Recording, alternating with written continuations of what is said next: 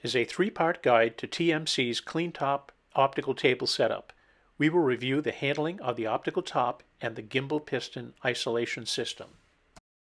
In Part 1, we'll demonstrate the 780 series clean-top optical top and the 4-post gimbal piston isolation system with tie bars. We'll unpack, handle, plumb, and set up a 48 by 96 by 12 inch thick optical top on isolation legs. The setup is similar for other size optical tops.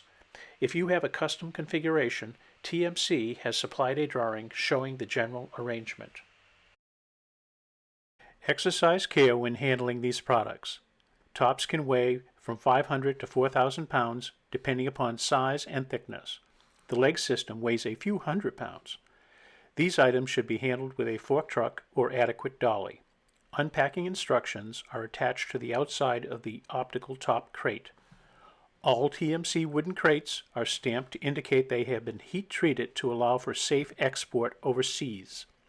If there are additional questions, consult the TMC setup guide available on the website or contact TMC directly.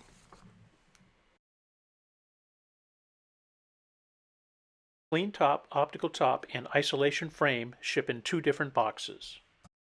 First, we'll identify the smaller cardboard box that contains the isolation legs. If this is a standard catalog leg system, the last two digits indicate the length of tie bar that will be used between the legs in both the long and short direction. In this case, the short dimension will be 30 inches and the long dimension 50 inches. The 50-inch tie bar is made by bolting a 20-inch and a 30-inch end-to-end. More on this when we assemble the tie bars. To break the banding, tin snips are the best tool. Exercise caution. The System 1 box contains 4 isolator legs, tie bars, a bag of hardware, and some paperwork. The legs are positioned in the box so that the slave leg is located in the back right corner. This is the leg with the filter mounted to it. The remainder of the legs have their own control valve with pressure gauge. We will maintain this orientation throughout the entire assembly process. If your application has an eccentric payload, contact TMC to discuss other plumbing arrangements.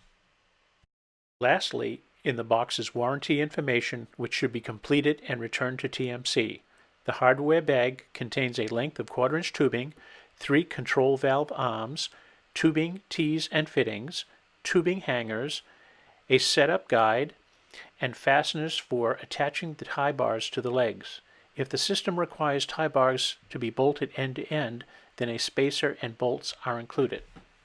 Legs can be removed and rough positioned where they will be located on your floor. Please consider that moving the system after it is assembled can be difficult if you don't have the optional internal casters. Exercise care when determining where the table system will be located in your facility. From the bag of hardware, we will soon be using the tie bar spacer and the small hex head bolts. Save the rest of the items for the plumbing and the valve setup. Next, we will assemble the long set of 50-inch tie bars by bolting together a 20-inch and a 30-inch end-to-end. Align the tie bars, insert the spacer, and tighten the 2 bolts connecting the two. The flange on the end of the tie bar should flex a little, indicating the bolts are tightened properly. If any portion of this is unclear, contact TMC for assistance. Note that for other table sizes there are different tie bar length configurations. Here is a chart showing the combinations that are typically used. The tie bars can be bolted to the inside faces of the legs, typically in the upper position. There are 2 hex head bolts for each end. A ratchet drive is best for tightening these fasteners. The system should make a rectangle once assembled.